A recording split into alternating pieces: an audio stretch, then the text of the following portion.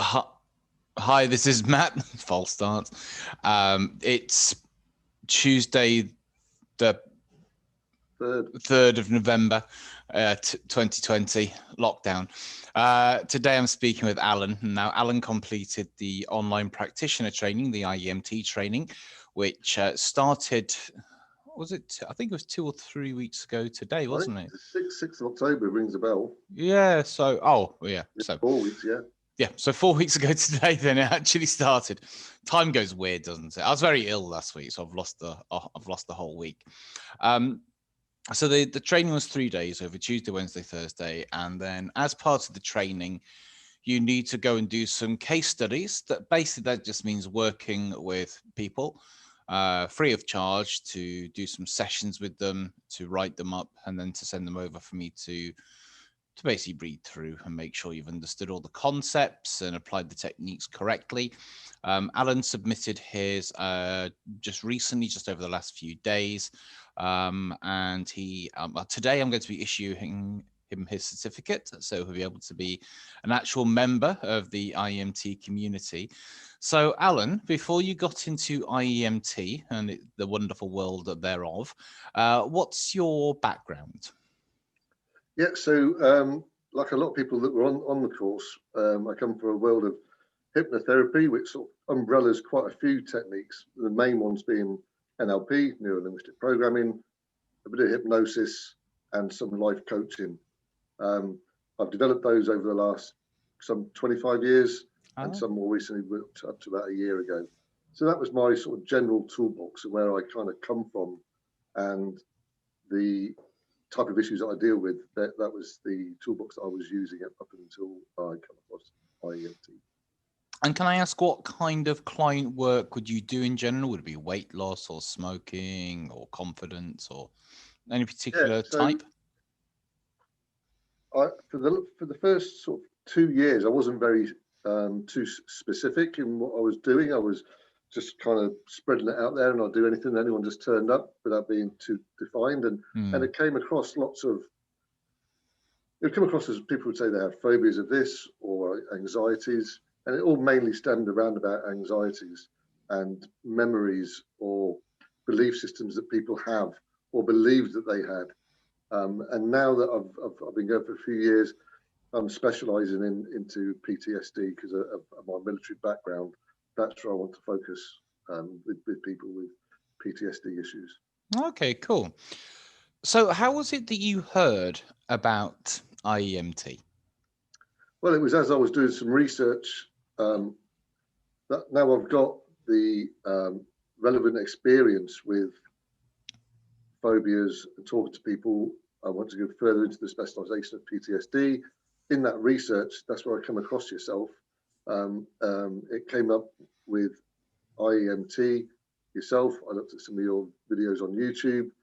I like the way you presented yourself and presented the product. So yeah, that's how I come across your good self. Oh, okay. I wasn't too sure, actually. I thought it was through the hypnotherapy marketing group or somewhere like that. So it was, but did you know me on Facebook as well, or? After I'd seen you on the YouTube that I'd watched, I then looked you up on Facebook, and then we hooked up there. All right. Well, I did the 3-day course, but then I also did the little short introduction. Yeah. And that was more for myself to find what sort of people were interested in that sort of thing. So I find the whole concept very interesting. Yeah, absolutely. So you originally saw me on YouTube, and let me ask you, on YouTube, were you searching for IEMT, or were you just searching for trauma and PTSD? What was your? I can't remember the actual search I looked for, but PTSD would have been there in PTSD therapies, different techniques, because NLP coaching, all that has its place. I just was looking for more. I looked into EMDR, came up, and then IEMT, which was more accessible, and that's probably what drove me down that route. And did you have any prior knowledge of eye movement work, or either with the EMDR or brain spotting? Yeah, the short answer is no. But through NLP, there's lots of eye accessing cues that we use. But that's more about your preferred representation system rather than memory recall itself. And I studied psychology, so I learned a little bit about REM and how when you sleep, if you're even thinking about tennis, your eyes will go backwards and forwards. Yeah. And so there is a connection. I understand the theory behind some of the work presents. Cool. Excuse me. It's very early for me. Okay, so military background, working as a hypnotherapist, specializing in anxiety and really with a big interest in PTSD. You found out about IEMT and myself through YouTube, then connected on Facebook, and then you decided to, did you get the handbook as well, which I wrote, the ebook? Absolutely, yeah. I downloaded all that. Wow, and how's that? Because I don't really get much feedback about that. How's that as like an intro into IEMT? And I suppose it's down to each individual and the way that they learn. I am very much face-to-face. If we can't do that because of the current conditions, the best is the online, which really did help me. If I was just left to read the book, not so much. But that's just my learning preferences. But with the blended learning of that, the videos and the books, it's great because now I can go back to it, refresh myself, understand it, maybe go through a few of the questions so that if I were to ask you a question, I can refer it straight back to that and say, oh, I've missed a bit here, or am I doing this correctly? So I like the fact that we had all of those things there. It suited my learning style.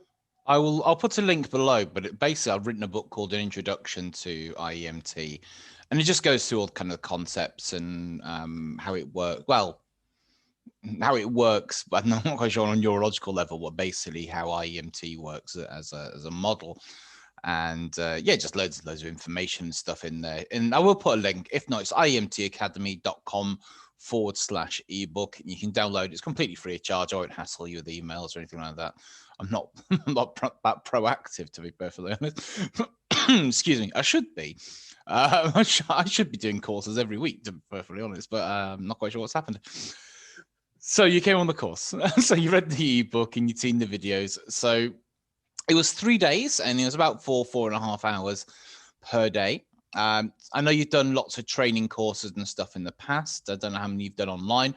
Obviously, I prefer to do it in person, but there's a bit of a nasty bug going around at the moment. So we are forced to do things online. So it was my first time teaching online. I was a bit concerned about whether it worked properly, but it seemed to be just fine.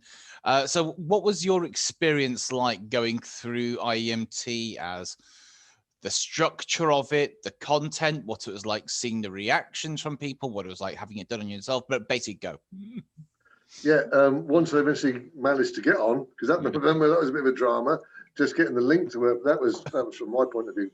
Once I got on there, it was really nice. Of course, I would love to have been sat in a room with all the people that I eventually met there, although that had been difficult because we had someone from New Zealand, we had someone from Slovakia, myself, Scotland, and then people spread all over, which was great because you get different points of view.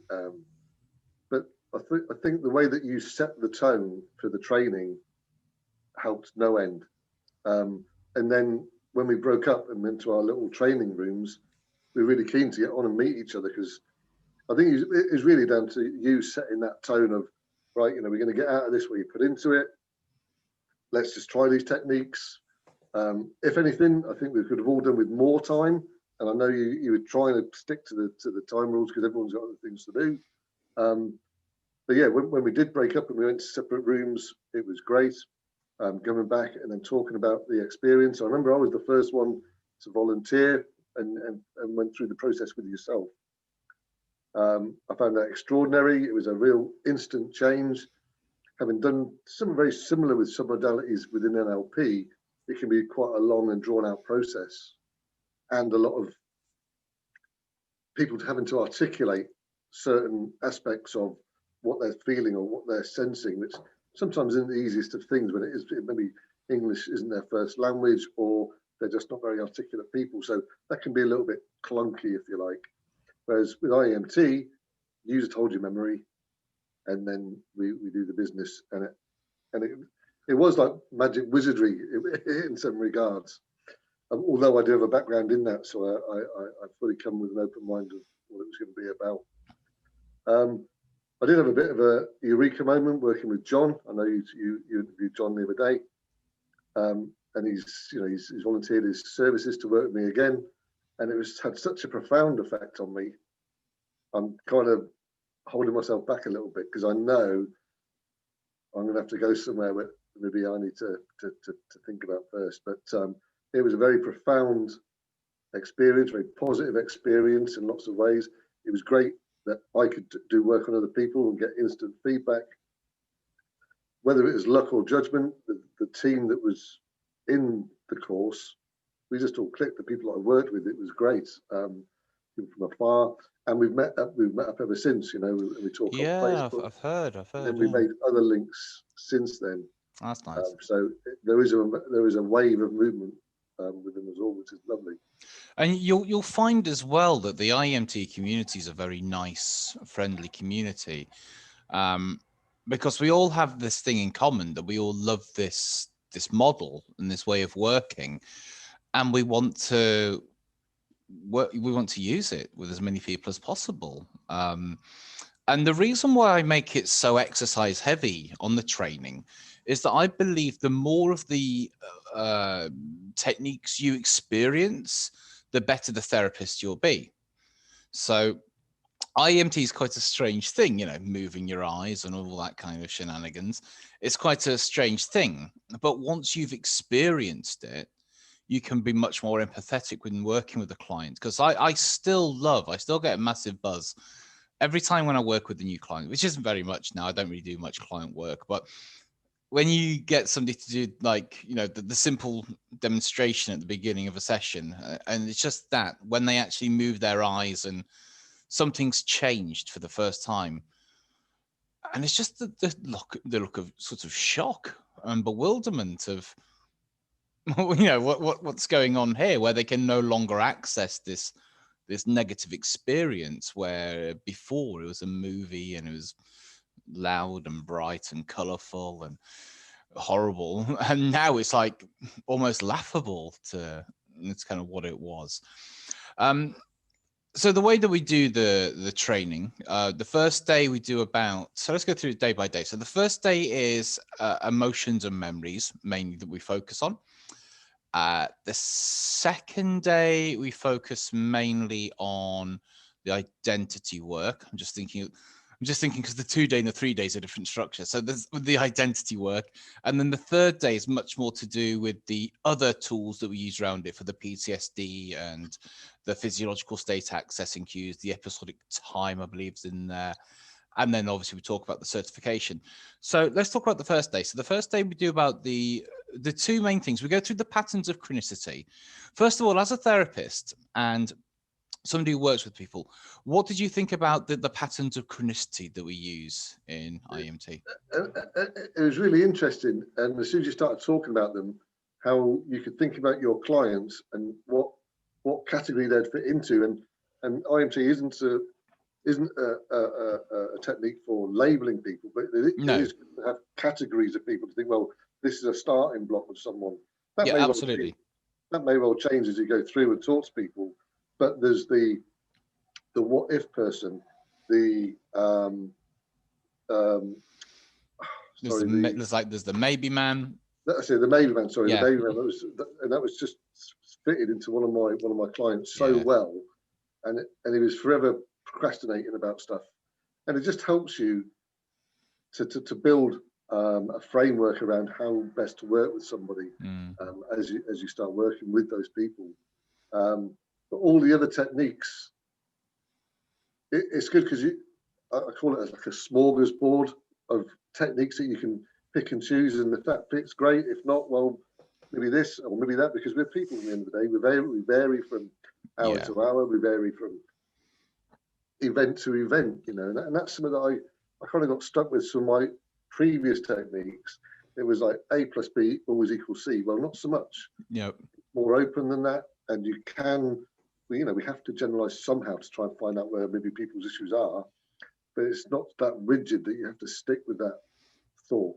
Yeah, I agree. And with IEMT, there is like a session plan, as it were. Excuse me, but also within that's the freedom and the flexibility to sort of go one step away and then come back. That's my best advice. Always go one step away. Don't go down the rabbit hole. and then come back to what you were originally doing. And like I say, there is a number of techniques. There's like about 9 modules, 7 models. There's, all these different, it's like Lego bricks that you're kind of putting together. And if this doesn't work, we'll try this, And if that doesn't, then IEMT is not the right thing, and that's the thing. It's, we know our limitations. So on the first day, we went through these patterns of chronicity, and then we moved on to the simple pattern, which is used for a single image. And then the complex or the integrative pattern, which we used for emotions and finding imprints. And how did you find with the complex stuff, finding the imprints, either when working with other people on yourself? Did it take you back to things which you didn't remember and bring up weird stuff? And working with people, what was it like? I really resonated with the whole identity, that I, me, you, and self. At first, it was quite a concept for me to understand and get my head around. Once we got into it, it kind of blew me away, and that was one of my biggest moments. And I really believe that when you do come out of the military or somewhere where you've been for a long time and been kind of institutionalized, whether it's a retirement, you've been someone or something for so long. Yeah. Once that identity is gone, it's like, wow. And it was really bizarre how that process that I didn't fully get my head around instantly when I was going through the process with John. I was like, and it was a really bizarre time. And when we worked through it, it was such a good ending. It was a happy ending, great. But yeah, it was quite, and that's to say, I've been doing this for quite a long time in different techniques, but never had that kind of effect on me. Cool. When you just think this is just thoughts and how you can access those thoughts and then deal with those. Something you never looked at for a long time. Yeah, because with the identity work, which we do in day 2, some people have never sort of come across anything like this before, or some people go, so it's a bit like parts, or it's a bit like inner child, or it's a bit like that. And it might be, I don't know, because I'm not trained in them, but other people say it's kind of like this, and it's like, well, okay, but this is how we do it in IEMT. This is how Andy's developed this. Yeah, well, as you said, the I, me, self, you model. And then we look at different pronouns, and then we look at different labels and that's something which I've developed out a little bit, actually, the labels, the nicknames, the belief systems, and given some sort of little protocols around that. Because some people carry around these labels and things with them for years, and it's amazing how quickly you can just get it, go to the imprint or go to the sensitizing events round how you learned how to be this way, and basically sort of just like tidy it up. And the whole thing with IEMT, you're not trying to overpower something. With a lot of, you'll probably know from like the self-development world, a lot of the stuff is about being brave and growing and being strong. So if you've got some weak thing here, you're trying to put all these big, happy, well, you've got a time bomb now, which is going to go off later on. IEMT is much more about, oh, what's the problem? Okay, let's just relax the problem, so there isn't anything to fight, as it were.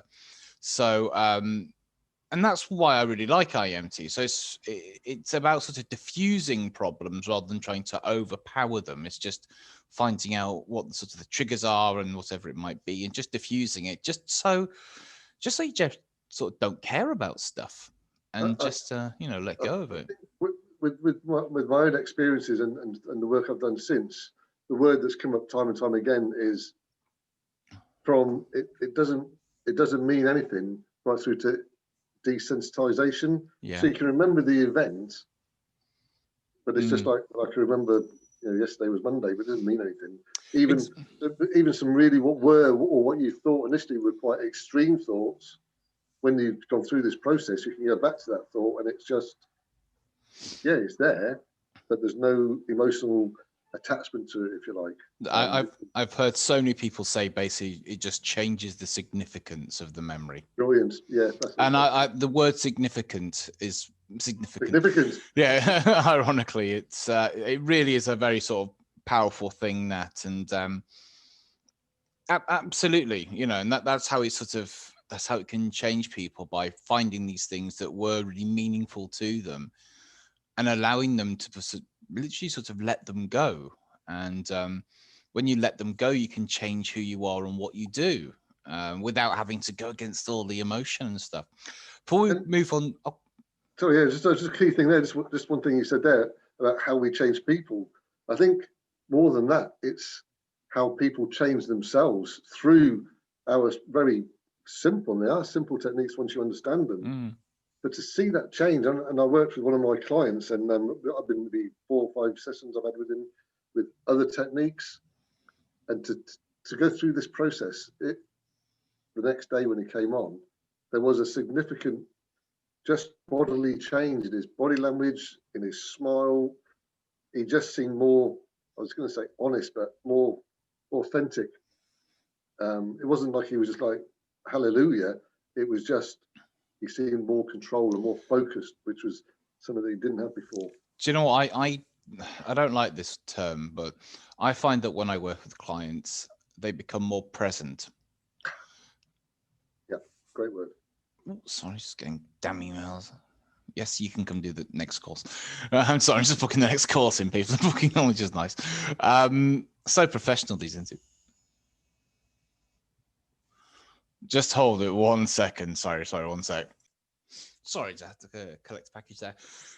Excuse me. So, yeah, we're just talking about when you see clients, they look a lot more present. And generally, the reason what I found to be that is that when you're not thinking about all the problems that you have, you can observe more what's going on around you. Absolutely. And I do believe that this being present, being more focused, a good term at the moment is mindfulness, being in the moment. And it's about that decluttering, about just putting those things to the side and what is important to you right now. Because find people that have anxiety, whatever it might be, is they're just in that, the amygdala is all just activated and everything is an issue. Yeah. So suddenly, if everything's an issue and you can't prioritize everything, well, you just can't focus. It's very difficult to focus. And this really assists with that, to help desensitize and take other things away so that you can remain present. And with the IEMT course as well, you get obviously all the eye movements of you do like the memory, the emotions, the identity, but we also have these other techniques that we have as well. We have the PTSD model, the 3 pillars, episodic time, and the physiological state access and cues. So what did you think of the other techniques also included as well? One I've used quite to really good effect is the episodic process of where you think of an event and then think of better things to get there. And I've used it as like layers of protection. So you've had something bad happen, however long ago, and rather than having that loop of you think about that bad thing and then bad thoughts come. So rather than just having a quick way of getting there, now you've got to go over these hurdles or layers of protection to get there. So you're not going straight to that event. You'll go past, oh, that wedding was nice. That was a nice holiday. We bought a dog. We had a baby, whatever it might be. Yeah. So it's interrupting that pattern. And it's all about that pattern interrupt. It is. I found that very, very useful, really quick as well. And again, it's a very, IEMT within itself is a very quick process. Yeah. It's one of these things that, it takes a short time to learn, but maybe a lifetime to master, if you like. Absolutely. And this is why I don't actually do the advanced training, as in teaching the advanced. I've done the advanced training, obviously, but I don't teach the advanced training simply because I think there's so much in the practitioner level that you could just use this forever. A lot of the advanced stuff is very good, but it does overcomplicate things. So that's why I like to keep it nice, simple, practitioner level, and then just churn people out, get them using it. So you went and worked with some people. So how's it been taking the skills from the training environment into the real world and actually working with your own people? Yeah, I was really keen. I'm very keen to, when I learn a new process, I'm very keen to get out there and do it. So my dogs had it done to it, and my wife and my family, but I didn't use those as case studies. I have clients coming to me for other issues. I explain to them what I've done and that I'd like to use them as a case study, and gratefully they agreed. And I found it, from my perspective, I looked clumsy in my eyes, but the results were good. So really I should take that measurement from them rather than from myself. Doing it via video link was a little bit awkward at times, trying to get the fingers across. But something that I really liked was that I saw that your video was the image that you've got, the PowerPoint presentation, or whatever it was. That was really, really useful. But doing the process was good. Doing the episodic memories was good. The work from my clients, I was getting instant results, whereas I've been there for a long time trying to go over some same grounds. So we went over some stuff that we'd used for those that understand NLP, using submodalities, and this had much quicker results, and they'd been more long lasting, if you like. And when I've asked them afterwards what they like most, episodic memories came up, and then some of the simple eye patterns with some of their memories. But it's hard because you learn so much on those 3 days, and I like to try and plan out how I'm going to use something. And then it's a bit like when you go into battle, you know, everything's fine until the first round comes in, then everything changes. And it's a bit like when you start talking to someone, it's like, right, I'm going to do this. And then, okay, maybe I won't. They're not looking so smart today. I'll try this, I'll try that. And this IEMT is like a big, like I say, smorgasbord, and I can pick this up and I can just play with that and make it fit. It's like bespoke, it is bespoke training, if you like. And I really like flexibility in this process. And that's what I do is when I get somebody's form in, you know, their pre-form, I like to go through everything. I'm busy here in Oswald Hill today. I go through everything and I like to start marking things out, either memory, emotion, belief system, pattern. And I will often print it out when I have the chance, and I'll start using highlighter pens and underlining stuff. So I know that in the first session, these are the things I'm going to be doing. Then the second session, these are going to be the things and I'll be testing for, and everything like that. I think you're exactly right, and it's great to have that background in other techniques, so that you're not just looking at, you know, eye movements for sensitivity cues or just verbal communications, but it's a whole holistic approach. With their body language, the way they turn up, whether they turn up on time, whether they turn up dressed, whether they, you know, whatever it might be, that all fits into this bigger picture. And then you've got this other layer of techniques that you can use for the person, for whatever their issue may be. And I think it's great. It really is. And one thing we didn't talk about, which was helping me with the PTSD, was that whole linchpin process. I've not delved too deeply with it, but I have gone through it as a process with one of my clients with some good results. It's something that I want to try and develop more, and I'll maybe talk to you a little bit more detail about that. All right. That was a really good thing on the course as well that I really resonated with, and I thought, yeah, I could do with a little bit more knowledge on that. But yeah, there is a lot to learn. I didn't feel we were crammed in on the course. Yeah, it was a really, really good course, and the things that we learned and the results are so quick. I think that's what probably impressed me the most. One, that I understood it. I'm not the brightest, I'm not the sharpest tool in the box, but I understood the way that you taught. I enjoyed the way that you taught. You know, maybe get a new set of jokes there and there, but that's down to you. But no, otherwise it was great, and I think the timings were well. We stuck to the timings, which is really important. But yeah, I go back to the fact that you set the right tone in the environment for a good course to run. I don't think courses like that just happen. No, it's with the courses that I run, I like to make them fun, but I can make them fun because there's so much structure there. I've been to some courses where they're just trying to be too fun. I'm like, enough of the laughs, I'm here to learn. And so because I'm so sort of confident in the structure of my timings and everything, so once that's set, yes, then you can have fun and be joking stuff, but as long as that doesn't, you know, overtake the reason why people are actually there. So I always say it's always going to be fun, but like fair, you know, or fun but firm, basically.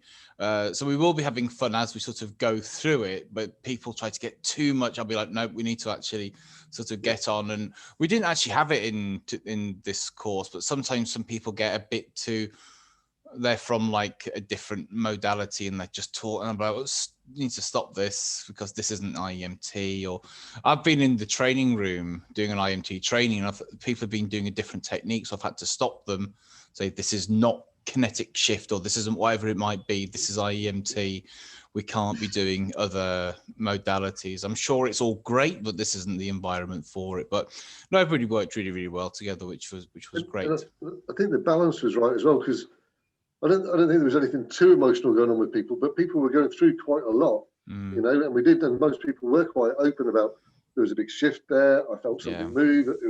So it was nice to know that there was a light-hearted side to it, but also we had that seriousness of, we're here.